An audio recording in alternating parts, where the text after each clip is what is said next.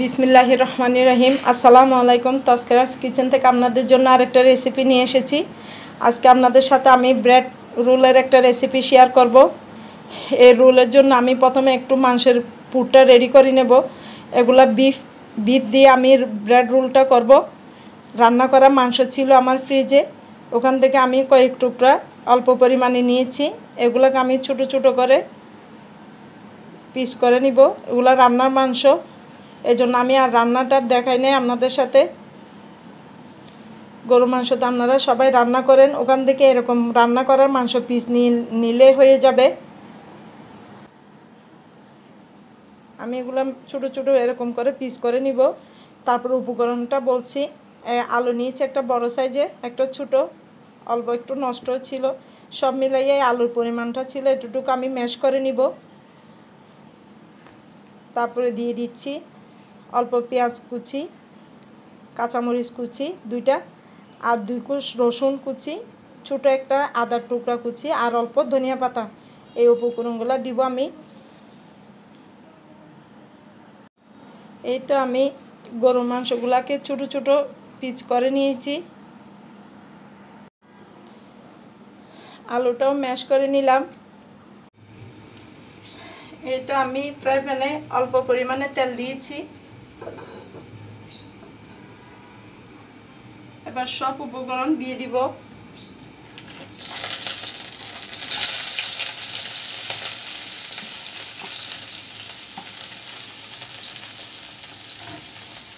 গরুর মাংসটা দিয়ে দিচ্ছি।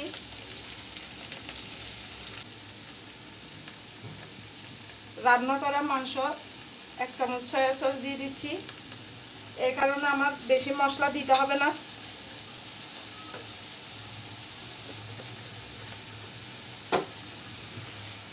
আদা রসুনটাও দিলাম আমি কুচি করে, এই জন্য কোনো বাটা কোনো কিছু ইউজ করব না।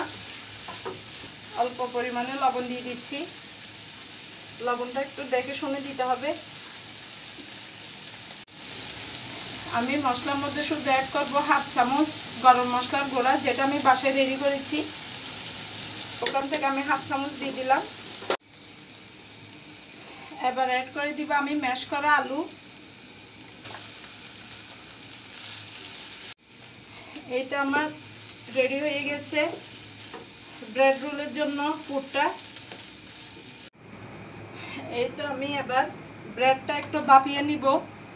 আমি একটা স্ট্রেনারের মধ্যে ব্রেডগুলো দিয়ে দিয়েছি। আমি একটা ব্রেডের থেকে প্রায় 9-10 পিস মতো আমি একটু ভাপিয়ে নিচ্ছি। যতটা আমি ব্রেড রোল বানাবো ততটা।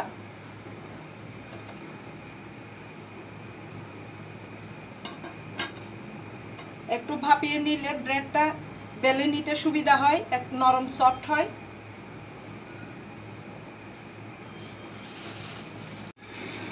এই তো আমার 2 মিনিটে ব্রেডটা ভাপানো হয়ে গেছে, ভাপ উঠে গেছে।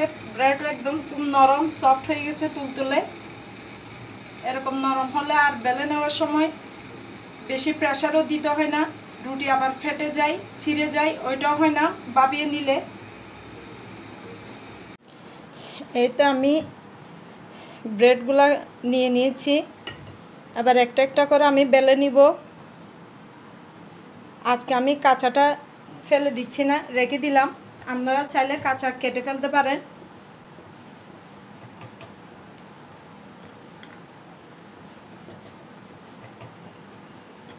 কত সুন্দর স্মুথভাবে যাচ্ছে।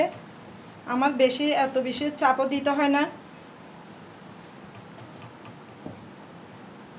এভাবে করে আমি পাতলা করে করে একটু বেলে নিব। এই তো এবার আমি একটা একটা ব্রেড নিয়ে বানিয়ে নিচ্ছি রোল। পুরগুলাকে আমি এভাবে করে লম্বা লম্বা করে মুটি মেরে নিয়েছি। একটু লম্বা চপ আকারে করে নিলাম।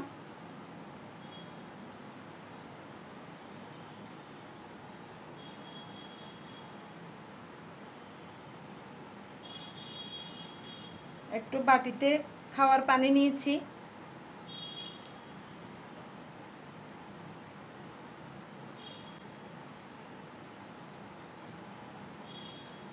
এই তো খুব সুন্দর রোল হয়েছে। আমি পানিটা একটু দেখিয়ে দিচ্ছি। এটা আমি খাওয়ার পানি নিয়েছি।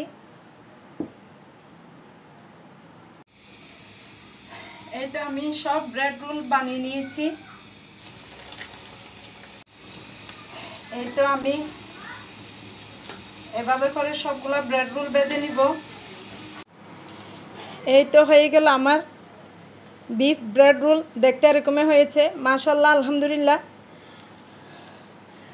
দেখতে খুব সুন্দর হয়েছে। আপনারা আমার মতো করে একবার ট্রাই করে দেখবেন। খুব মজার একটা নাস্তার রেসিপি, খুব মুচমুচে হয়।